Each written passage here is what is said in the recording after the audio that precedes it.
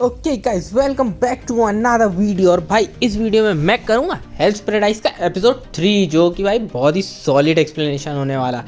ये एपिसोड भाई वाकई में बहुत गजब है। तो चलो फटाफट बिना किसी देरी के हम करते हैं इस एपिसोड का एक्सप्लेनेशन चालू।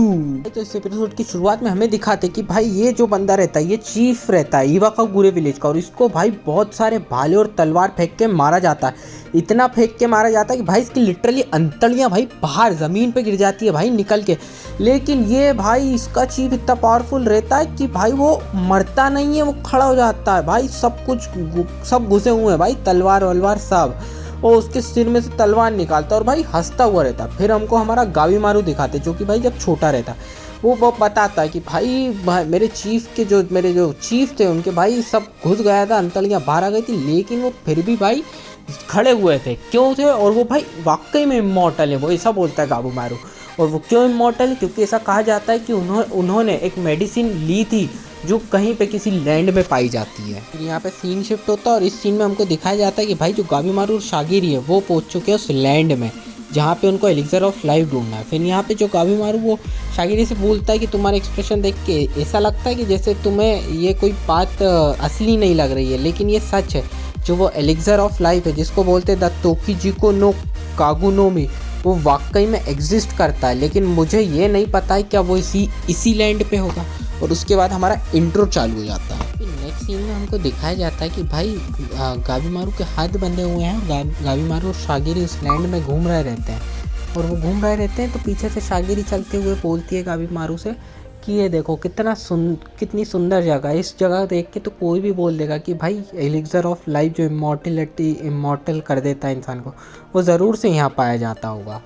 फिर गाबीमारू बोलता है कि मुझे तो ऐसा लगता है कि भाई ये क्रीपी है सहल है भाई, ये तो बिल्कुल अजीब सा ही है, क्योंकि यहाँ पे ना कोई स्पीसीज़ है ना कुछ है ढंग का, यहाँ सिर्फ फूल पौधे हैं, और तुम्हें कुछ भी नहीं पता कि भाई यहाँ कब क्या हो सकता है, कौन सा डेंजर है, और ये मुझे अननेचुरल लगता है।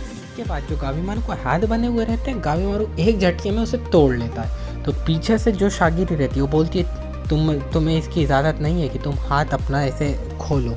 तो फिर गाबीमारू बोलता है क्या तुम मुझसे एक्सपेक्ट कर रही हो कि मैं ऐसे बंदे हाथों में इस पागल के जंगल में घूमूं?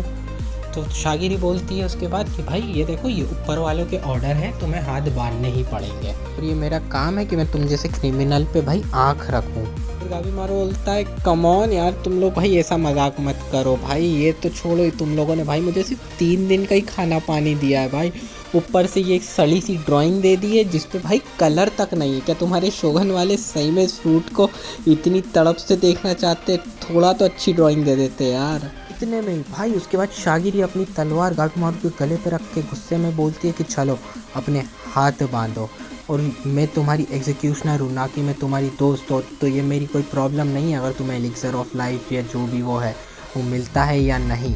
मैं बस मेरा काम कर रही हूँ, और अगर तुमने मेरी बात नहीं मानी तो मैं यहीं से पे तुम्हें एग्जीक्यूट कर दूँगी। तो गाबीमारू फिर बोलता है ठीक है चलो, मैंने तुम्हारी बात मान लेता हूँ, और फिर भी एट द एंड मुझे सिर्फ अपनी वाइफ को ही देखना है। उसके बाद जैसे ही शागिरी गाबीमारू के हाथ बांध रही रहती है, एक दूसरा क्रिमिनल आके गाबीमारू पे भाई अटैक करता है बहुत खतरनाक तरीके से, और शागिरी एकदम शॉक हो जाती है।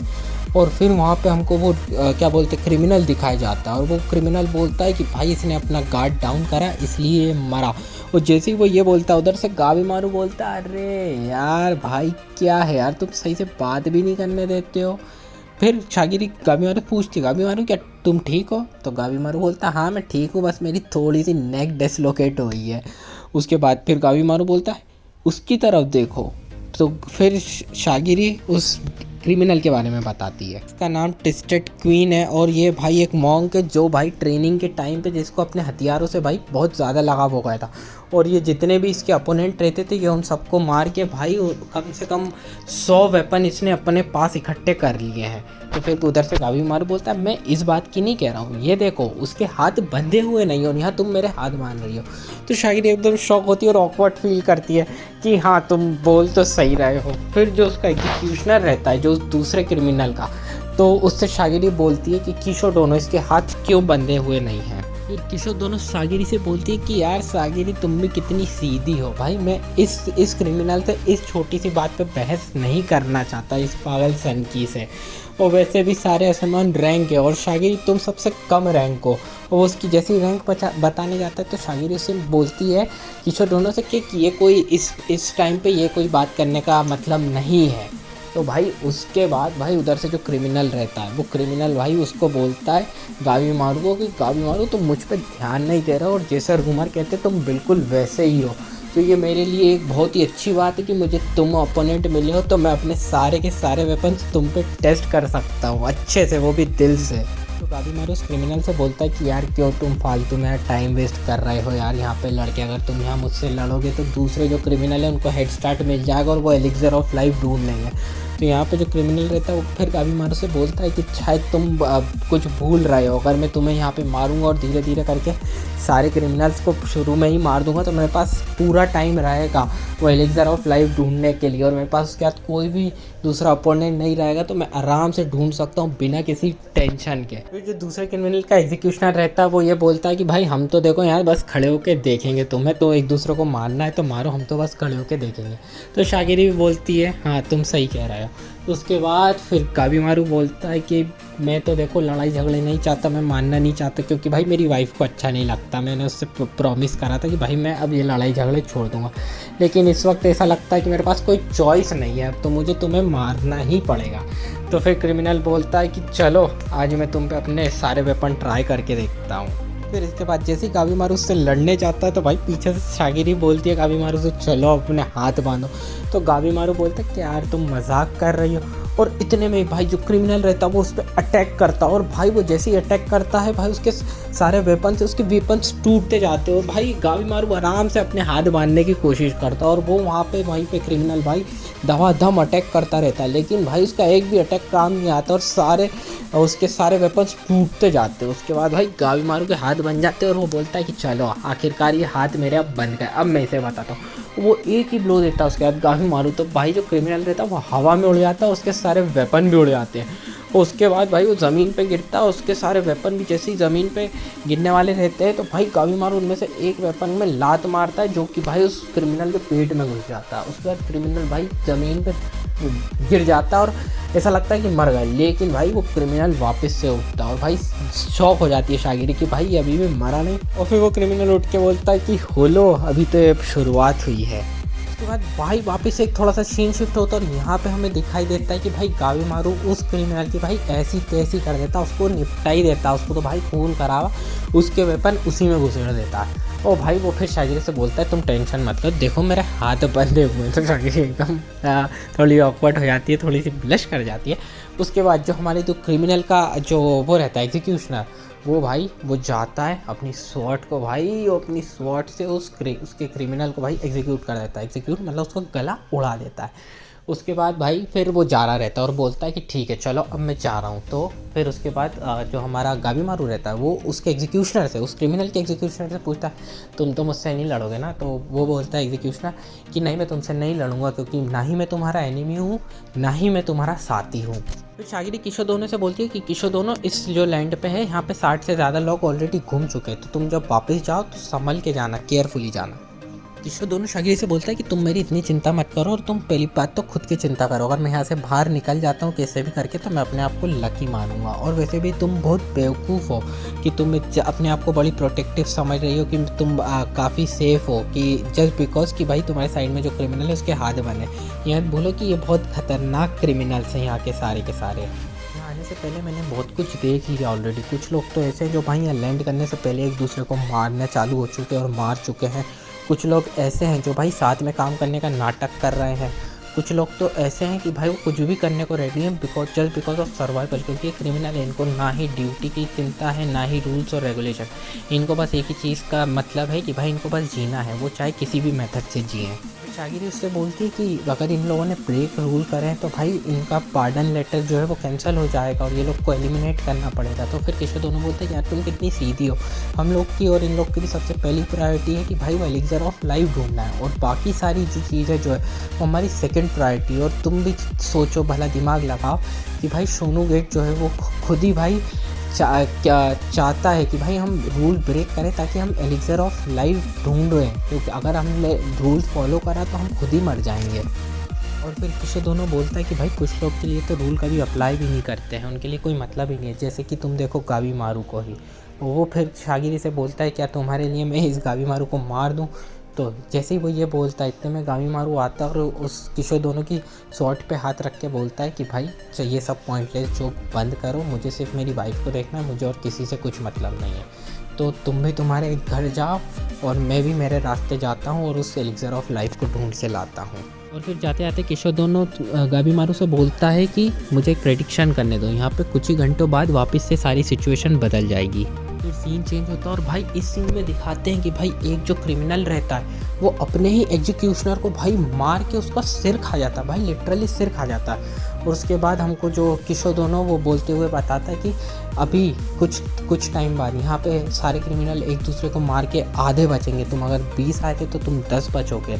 और उसके कुछ देर बाद वो जो आधे हैं वो भी ख़त्म हो जाएंगे और कुछ दिन बाद सिर्फ वहाँ पे एक ही क्रिमिनल बचेगा और अगर वो भी मर जाएगा तो यहाँ पे और भेजे जाएंगे। तो फिर गावी मारू पूछता है कि इसका मतलब क्या है। तो भाई किशोर दोनों बोलता है कि भाई यहाँ ऑलरेडी जो है हत्तोरी का मैसेज ईशू के यहाँ पहुँच चुका है और जो शोगुने गेट है उन लोगों ने भाई जो न्यू इवाका गारे जो विलेज वाले हैं उनसे ऑलरेडी भाई कांटेक्ट कर लिया है। शागिरी से बोलता है कि ऐसा रूमर है कि भाई इस जॉब को ख़त्म होने के बाद भाई हमारे जो एसएमएन है उसके नेक्स्ट क्लैन लीडर भी पता चल जाएगा। और फिर जाते आते शागिरी से बोलता है कि शागिरी अपना गार्ड डाउन मत करना, जब भी तुम क्रिमिनल के आसपास हो तुम्हें वार्न कर दिया गया है। फिर शागिरी गावी मारू की तरफ देख के सोचती है कि ये सही बोल रहा है, मेरे को इतना टाइम हो चुका है गावी मारू के साथ रह के लेकिन आज तक मैं इसका ट्रू नेचर पता नहीं कर पाई। फिर शागिरी गावी मारू से बोलती है कि गावी मारू किस साइड चलें, लेकिन भाई इतने में भाई पीछे से गावी मारू शागिरी की तरफ अटैक करता है और शागिरी उसको अटैक को बचा लेती है और बोलती है कि ये तुम क्या कर रहे हो। तो फिर गावी मारू बोलता है मैं सोच रहा था तुम्हें बिल्कुल भाई पेनलेसली मारूं। तो शागिरी बोलती है कि ये खतरनाक है बहुत, इसका ट्रू नेचर बहुत ही खतरनाक है। हमको थोड़ी सी गावी मारू की बैक स्टोरी दिखाई जाती है जहाँ पे हमको दिखाया जाता है कि भाई जो गावी मारू के पापा मम्मी उनकी डेड बॉडी पड़ी हुई रहती है और गावी मारू जो है वो चीफ की गोदी में रहता है और जो चीफ रहता है वो बोल रहा रहता है कि जैसे ही तुम हुए थे, जैसे ही इनको बच्चा हुआ था ये यहाँ से जाने की कोशिश करने लगे थे और ये वीकनेस है, देखो कि एक थोड़ा सा भी इमोशंस होगा तो वो वीकनेस हो जाएगी, अगर जब तक तुम स्ट्रांग नहीं बनोगे तुम किसी भी चीज़ को नहीं बचा सकते। फिर हम वापस प्रेजेंट में आते हैं और यहाँ पे भाई जो शागिरी और गावी मारू वो दोनों भाई लड़ रहते हैं और भाई जो गावी मारू वो शागिरी से बोलता है कि यहाँ पे अगर इवाको गुरे विलेज वाले यहाँ पे अगर इस लैंड पे आ गए तो भाई सब कुछ एक झटके में ख़त्म हो जाएगा और उनके आने से पहले मुझे एलिक्सर ऑफ लाइफ किसी भी हाल में ढूंढना है। फिर गावी मारू शागिरी से बोलता है कि देखो मेरे अंदर तुम्हारे लिए कोई भी हेट नहीं है लेकिन तुम सिर्फ मेरे रास्ते में आओगी। तो फिर शागिरी गावी मारू से बोलती है तो मतलब तुम मुझे मारना चाहते हो। तो गावी मारू बोलता है कि मैं चाहता तो नहीं हूँ लेकिन कभी कभी हमारे पास कोई चॉइस नहीं होती है, तो इसका मतलब यही है कि तुम्हें मरना होगा। और वो वापस से फाइट चालू हो जाती है उनकी। फिर फाइट करते करते शागिरी सोचती है कि भाई ये इंसान बहुत डेंजरस है, मुझे इससे जितनी जल्दी हो सके उतनी जल्दी भाई इसको एग्जीक्यूट करना होगा, लेकिन मैं किसी कारण से इसको हेजिटेट कर रही हूँ इसको एग्जीक्यूट करने में और मुझे नहीं समझ आ रहा कि क्यों। वहीं पे फिर गावी मारू एक पावरफुल अटैक मारता है और वापस से पीछे हट जाता है और गावी मारू भी यही सोचता कि जस्ट बिफोर भाई मैं अभी इसको मार सकता था लेकिन भाई मैं इसको मार क्यों नहीं पाया, मैं भी क्यों हेजिटेट कर रहा हूँ, ऐसा क्यों हो रहा है मेरे साथ। तो हमको यहाँ थोड़ा सा गावी मारू के पास्ट में लेके जाया जाता है जहाँ पे हमको उसकी वाइफ दिखाई जाती है जो गावी मारू से बोल रही रहती है कि भाई ऐसा नॉर्मल है कि अगर तुम किसी को नहीं मारना चाहते हो तो तुम उसको हेजिटेट करते हो। तो फिर गावी मारू उससे बोलता है कि देखो कि मेरे अंदर कोई भी इमोशंस नहीं है। फिर उसकी वाइफ वापस से उससे बोलती है कि देखो ट्रू करेज उसी में है जिसमें ट्रू इमोशंस है, जो अपनी इमोशंस की सुनता है, और अगर तुम जब तक अपनी इमोशंस की सुनोगे मैं तुम्हें फॉलो करूँगी फिर चाहे मुझे विलेज ही क्यों छोड़ना पड़े। फिर गावी मारू बोलता है कि भाई जब से मैं अपनी वाइफ से मिला हूँ तब से मेरे अंदर थोड़े बहुत इमोशंस आए हैं, लेकिन जब मैं इन किलर्स के साथ रहता हूँ तो भाई मेरे अंदर हेट्रेड रहती है। फिर वहीं पे हमको दिखाया जाता है एक सीन में कि भाई गावी मारू किसी दूसरे पर्सन को मारता है तो उसके जो साथी किलर रहता है वो बोल रहा है कि ये हमारा टारगेट नहीं था। तो गावी मारू उससे बोलता है कि भाई इसने धमकी दी थी कि ये मेरे फैमिली पे अटैक करेगा तो मैंने इसलिए इसको मारा। और उसके बाद एक और सीन दिखाया जाता है जहाँ पे भाई गावी मारू एक और इंसान को मारने जाता है लेकिन वो इंसान उससे भाई बोलने लगता है कि भाई मुझे मत मारो, भाई मेरे बीवी बच्चे। तो ये सुन के गावी मारू भाई हेजिटेट कर जाता है और उसको मारता नहीं है और रुक जाता है। और जैसे ही वो रुकता है तो भाई वो जो अपोनेंट रहता है भाई वो गावी मारू का पेट में तलवार से अटैक करता है लेकिन उसकी तलवार ही टूट जाती है। और उसके बाद भाई गावी मारू उसको मारता है और बोलता है कि कभी कभी मुझे वीकनेस भी फील हुई है। हम हम वापस प्रेजेंट में आते हैं और यहाँ पे हम वापस देखते हैं कि गाबीमारू और शागिरी लड़ रहे रहते हैं। फिर भाई गाबीमारू वापस से एक अटैक करता है, लेकिन भाई वो शागिरी को नहीं मार पाता। वो फिर से हेजिटेट करता है, वो वापस पीछे आ जाता है और बोलता है कि मैं फिर से हेजिटेट कर रहा, ये मेरी वीकनेस होती जा रही है। और बोलता है कि भाई अगर ऐसा ही चलता रहा तो ना तो भाई मुझे पार्डन लेटर मिल पाएगा और ना ही मैं सर्वाइव कर पाऊंगा। उसके बाद गाबीमारू वापस से उस पर अटैक करने जाता है और इस बार उसको उसकी चीफ की हुई बात याद आती है कि भाई जब तक तुम स्ट्रांग नहीं होगे तुम किसी को बचा नहीं पाओगे। और भाई वो ऐसा अटैक करता है कि भाई शागिरी की तलवार टूट जाती है और उसके बाद वो भाई तलवार तोड़ने के बाद वापस से एक अटैक करता है, लेकिन शागिरी जो रहती है वो इस बार भाई जो स्वॉर्ड का जो कवर रहता है वो उससे अपने आप को बचा लेती है। और फिर गाबीमारू पीछे हट के बोलता है कि तुम क्यों अपने आप को बचा रही हो, शांति से मर क्यों नहीं जाती। और मुझे बाकी क्रिमिनल का तो पता नहीं, लेकिन अगर हाँ मैं तुम्हें मारूंगा तो मुझे ज़रूर हर्ट होगा। तो ये बात सुन के शागिरी फिर गाबीमारू से बोलती है, सच्ची में मुझे मारने पे तुम्हें हर्ट होगा, तुम्हें अब भी ये सब इमोशंस बचे हैं। फिर सीन शिफ्ट होता है और इस सीन में हमको दिखाया जाता है कि भाई जो शागिरी वो ज़मीन पर गिर जाती है, उसके ऊपर गाबीमारू तलवार लेके बैठा हुआ होता है और बोलता है कि मेरे अंदर कोई इमोशंस नहीं है, मैं गाबीमारू द होलो हूँ और मैंने बहुत लोगों को मारा है और एक और इंसान को मार के मुझे कुछ फील नहीं होगा। और वो फिर शागिरी को बस मारने ही जाता है, लेकिन भाई उसके हाथ कँपाने लगते हैं और वो बोलता है कि भाई मैं हेसिटेट क्यों कर रहा हूँ मैं मानने में इसको। फिर शागिरी उसकी एक्सप्रेशन देख के शॉक हो जाती है और वो सोचती है कि जब उसने मारा था इन लोगों को पहले भी मेरे सामने, तो उसने सेम यही एक्सप्रेशन दिया था जो ये अभी दे रहा है। और फिर शागिरी सोचती है कि भाई ये जिस तरह के इन्वायरमेंट में रहा है वो इसका एक रॉन्ग पाथ रहा है, ये कोई होलो नहीं है बल्कि ये एक ह्यूमन बीइंग है जिसके अंदर इमोशंस हैं। और बोलती है कि गाबीमारू को देखने के बाद तो भाई मैं अपने इमोशंस से फेस करना सीखी हूँ। और फिर गाबीमारू शिवर होते होते भाई रोते रोते बोलता है, क्या मैं इतना वीक बन चुका हूँ, अगर मैं ऐसा वीक रहा तो भाई मैं जी नहीं पाऊँगा और मैं कभी भी अपनी वाइफ को देख ही नहीं पाऊँगा, ना उसे कभी प्रोटेक्ट कर पाऊँगा।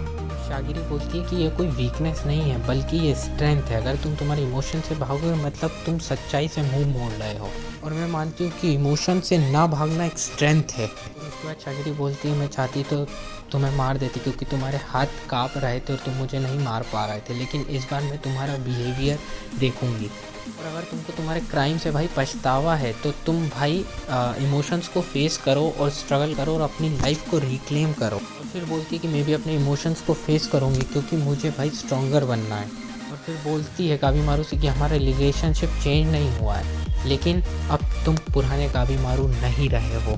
सीन शिफ्ट होता है और इस सीन में हमको दिखाया जाता है कि भाई दो क्रिमिनल लैंड पे जा रहे रहते हैं और वो भाई वाला सोचते हैं कि भाई किस तरह का लैंड है, यहाँ पे अजीब अजीब सी चीज़ें क्या है, मतलब ऐसी मैन मेड सब फेस है, इंसान जैसे फेस।